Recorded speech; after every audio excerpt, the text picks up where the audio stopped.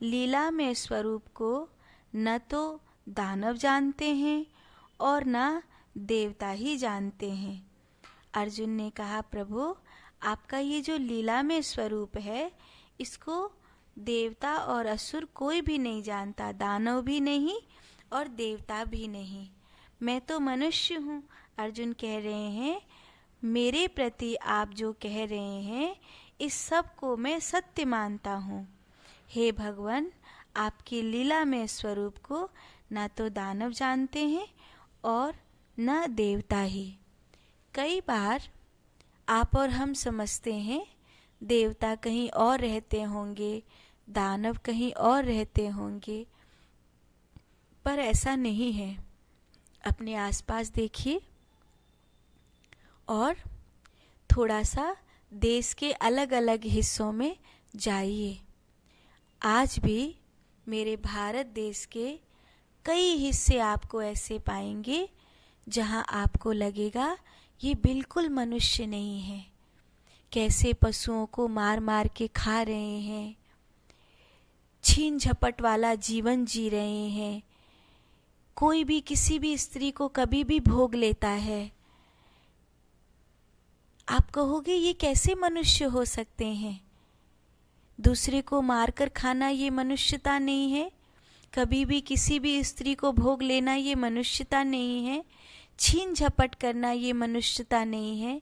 ये तो दानवों का कार्य है। लेकिन उसके लिए आपको कहीं और पाताल में जाना नहीं पड़ेगा। आपको अपने ही भारत के कई हिस्से मिल जाएंगे जहाँ पर दानव लोग रहते हैं। गंदी गलियां पड़ी होंगी उनको सरकार कह रही होगी स्वच्छ रहो, स्वच्छ रहो, स्वच्छता का अभिमान करो। वो कहेंगे हमें तुम्हारी सुननी नहीं, हमें तुम पसंद ही नहीं हो, ना तो हम तुम्हें वोट देते हैं ना तुम्हें हम पसंद करते हैं, हम तो गंदे ही रहेंगे। तुम कहते हो शौचालय बनाओ, लेकिन हम नहीं बनाएंगे, हम तो गंदे में रहेंगे। तुम अगर हमारे लिए पैसा भेजोगे कि हम दानव से मानव बन जाएं, तो हम उस पैसे को भी खा जाएंगे और जो हमारे आका हैं हम नहीं खाएंगे तो वो खा लेंगे। लेकिन हम तो ऐसे ही रहेंगे। एक एक पुरुष 3-3 4-4 स्त्रियों को रखेगा, बस बच्चे पैदा करने के लिए ही जैसे जी रहा हो ऐसा महसूस होगा। ये क्या है?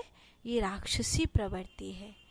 राक्षस रहते हैं और जहाँ पर ऐसा लगता है कि देखो गलियाँ कैसी स्वच्छ हैं, सुगंध आ रही है, मंदिर की गूंज है, एक दूसरे की मदद करने वाले लोग हैं, प्रेम का भाई बंधु का व्यवहार है ना, वहाँ पर आपको समझ में आएगा यहाँ तो बहुत अच्छे लोग रहते हैं।